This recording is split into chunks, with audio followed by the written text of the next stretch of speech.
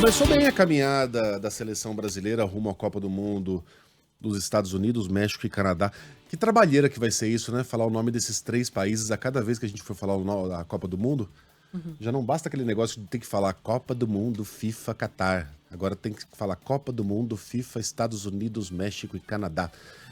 Mas enfim, começou bem a trajetória brasileira com uma goleada sobre a Bolívia. Ah, bateu em bêbado. Bateu, mas quando você briga com bêbado, você não pode apanhar, né? Se você bater bem batido, beleza, missão cumprida. E foi o que aconteceu ontem.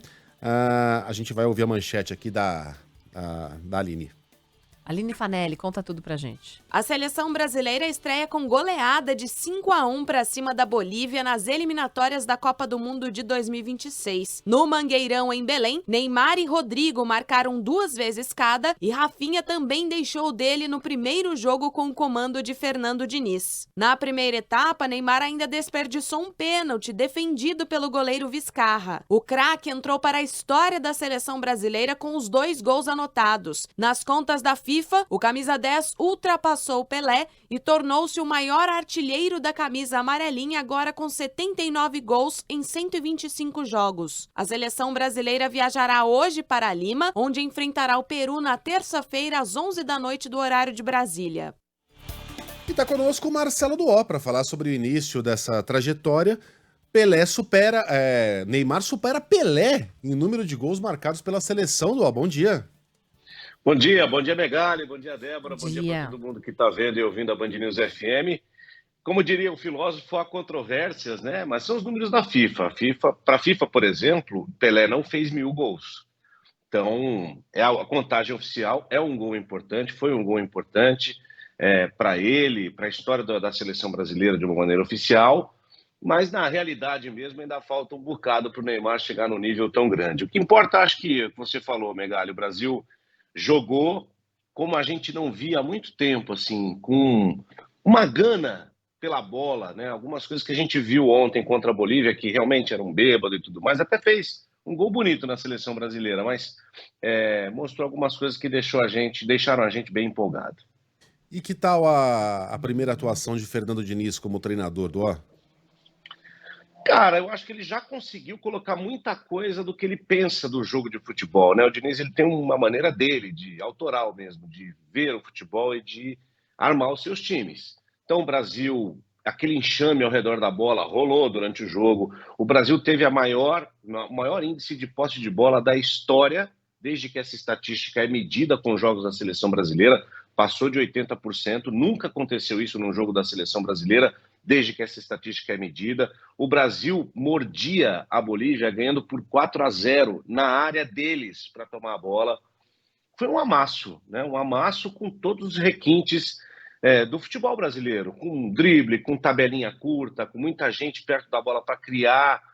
E, claro, quase não sofreu defensivamente, tomou um gol, até porque o Gabriel Magalhães acabou machucando no lance ali, e não conseguiu acompanhar o jogador da Bolívia, tomou um gol bonito, não importa, mas algumas coisas que a gente viu ali trouxeram diversão para aquilo que é o jogo da seleção brasileira, para que serve um jogo da seleção brasileira, além de ganhar.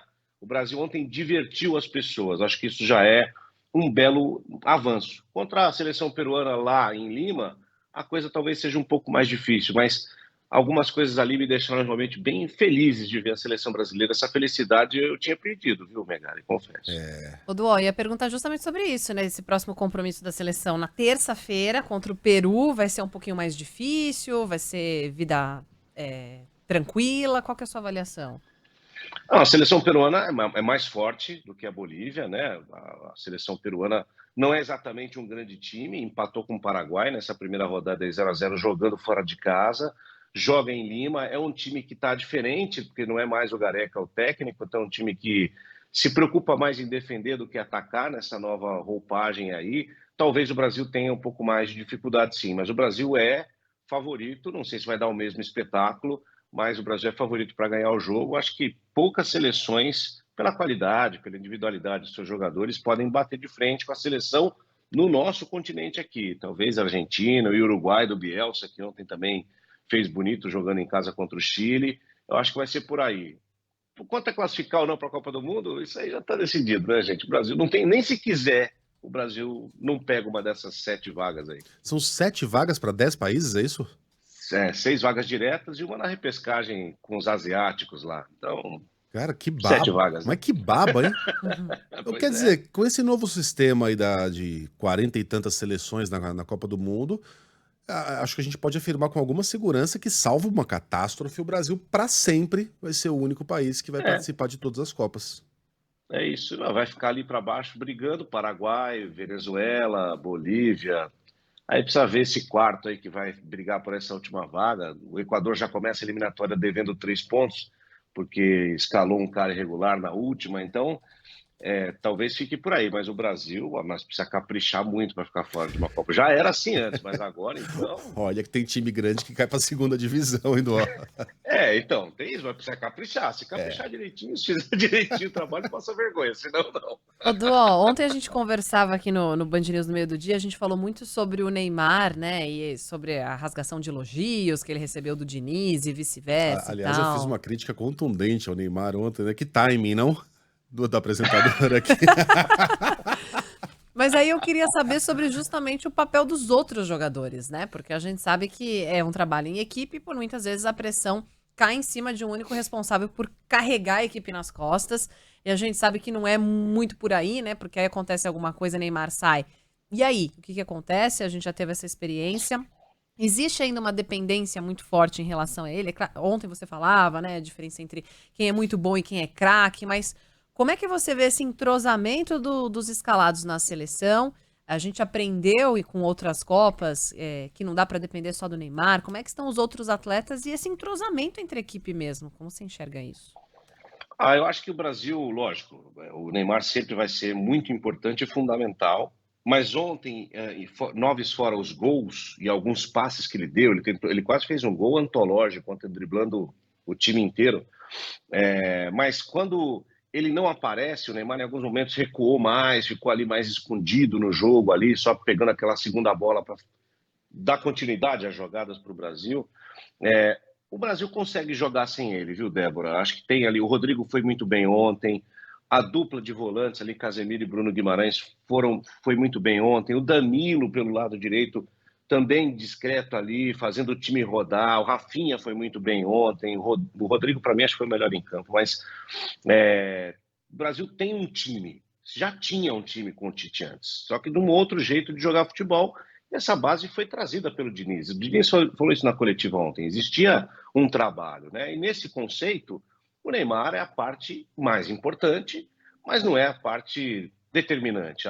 Sem ele, o Brasil perde, mas o Brasil joga sem o Neymar. Eu acho sim. Acho que também é o primeiro jogo, né? Existe uma empolgação envolvida em tudo isso que eu estou falando aqui, e a gente vai precisar olhar uma sequência de 4, 5 partidas para a gente ver efetivamente o que esse time vai poder produzir. Mas o Neymar ontem, fora de forma, que era visível que ele não estava no seu melhor, fisicamente, voltando de lesão e tudo mais, ele conseguiu contribuir e muito. Você imagina o Neymar na ponta dos cascos, o que ele é capaz de fazer nesse modelo novo de futebol. Ele em campo é melhor. Mas sem ele em campo, acho que o Brasil também consegue, para o nosso nível de jogo aqui no continente, fazer bonito dentro dessa construção. O Duó, e esse lance aí da Arábia Saudita? Eu pergunto, e veja, o campeonato é transmitido aqui pela Band, tá? Mas não é por isso que eu serei corporativista. Não é um futebol que não é tão vistoso quanto o futebol europeu, né? E muita gente entende que você jogar num time saudita é meio que um atestado de desistência da carreira. Agora eu desisti de ser competitivo, eu quero encher a grana, encher o bolso de grana. Tem muita gente que entende assim. A FIFA não vai premiar um jogador da Arábia Saudita como o melhor do mundo, né? Não faz isso com jogadores aqui do Brasil, da Argentina, quanto mais da Arábia Saudita. Você jogando contra times muito mais fracos, você não tem dificuldade para se manter competitivo também, para um nível de seleção brasileira, de Copa do Mundo? Eu acho que ele vai ter esse dilema, viu, Megali? Precisa muito ver o que eles vão entender, porque não é só o Neymar, tem um monte de gente grande que está vivendo essa situação. O Megali de Senegal deve estar falando a mesma coisa do Sadio Mané, né? Assim, Tem vários craques lá que jogam, vão jogar uma próxima Copa do O, Mundo, me- vão jogar. o Megalê de Paris O deve estar Megalé, falando isso, Megalé né? de Paris, Também. isso, exatamente. E tem mais gente querendo ir para lá, né? Então, o dinheiro é farto e eles vão querer aproveitar essa oportunidade. Eu acho que para o que a gente precisa nas eliminatórias até o final do ano que vem, né? São 2 anos de contrato que o Neymar tem lá, né? Até 2025, mais ou menos. Esse dilema ele vai acontecer e, sem dúvida, o Neymar não estará no nível dos europeus. Não tem como, é impossível. É só você ver como é que os caras vêm de lá para cá, quando eles são contratados para jogar no futebol brasileiro. Existe um tempo de adaptação, porque é outra realidade. Por mais que os treinamentos sejam modernos, os técnicos também sejam técnicos grandes que estão indo para lá e tudo mais, mas não é a mesma coisa. Eu acho que isso em algum momento, quando o Brasil pegar uma Argentina, quando as coisas ficarem mais difíceis numa Copa América, talvez isso ressalte mais. Eu acredito, sinceramente, que o Neymar, depois que acabar essa aventura, ele vai tentar um outro mercado mais competitivo, nem que seja para jogar aqui no futebol brasileiro de novo, porque ele vai precisar, assim, a construção do time precisa disso, e outros caras de outras seleções também acho que vão querer a mesma coisa. Até a Arábia Saudita, quando tiver com a Copa do Mundo na mão, vai dar uma segurada nesse investimento, eu tenho certeza disso. Mas eu acho que vai em algum momento, isso vai ressaltar. Aqui para a nossa aldeia, o nível das seleções também não é o mesmo, né? Então, para o nosso objetivo, que é, de repente, rivalizar com a Argentina no topo da eliminatória, por esse momento tá bom. Agora para a Copa do Mundo, o buraco é mais embaixo. É aquela coisa, né? Essa aventura saudita mal começou, né? É um país muito mais rico que o Catar. Aí olha lá para o lado, vê que o Catar fez uma Copa do Mundo, gastou 220 bilhões na Copa mais cara da história. A Arábia Saudita, por enquanto, não colocou 10 bilhões. A gente fala, né, com uma ligeireza desses bilhões aí, como se não fossem nada, mas é porque para os caras não é mesmo, né? Então eles têm muito mais ali na caixa forte do Tio Patinhas. Tem muito mais dinheiro para sair dali, né? 220 é troco ainda para a Arábia Saudita. Então, se os caras quiserem, eles fazem um barulho, né, Dó? Sim, eu acho que dinheiro para isso eles têm. É que, assim, futebol não é que nem no FIFA, no videogame, que você vai lá, compra a cartinha, monta um super time, e nem lá, se você não souber jogar, você não vai ganhar, mesmo com um timaço, eu digo por experiência própria. Mas é preciso ter profissionais que consigam dar competitividade europeia ao futebol saudita, se eles quiserem, de fato, ser uma liga grande. Isso não se faz apenas com dinheiro, se faz com gente. Então, assim, só trazer o nome, o Neymar, o Benzema, o Cristiano Ronaldo em fim de carreira, tal, é importante para o marketing, mas é preciso dar um segundo passo que, por exemplo, a China não deu.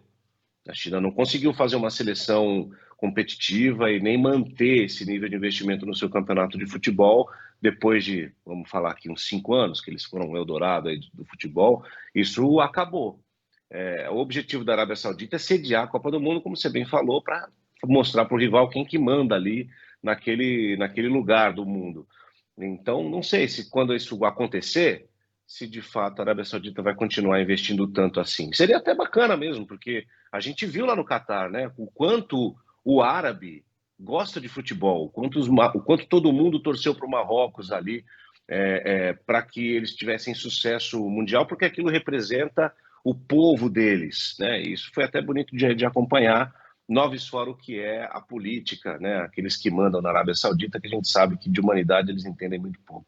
Marcelo Duó, obrigado pela participação, meu irmão. Até a próxima. Valeu, meus queridos. Grande final de semana para todos vocês. Terça-feira estaremos juntos com Peru e Brasil, 11 horas da noite. Combinado. Bom fim de semana. Que horário pra você safado também. esse. Até, Duó. Até. Valeu.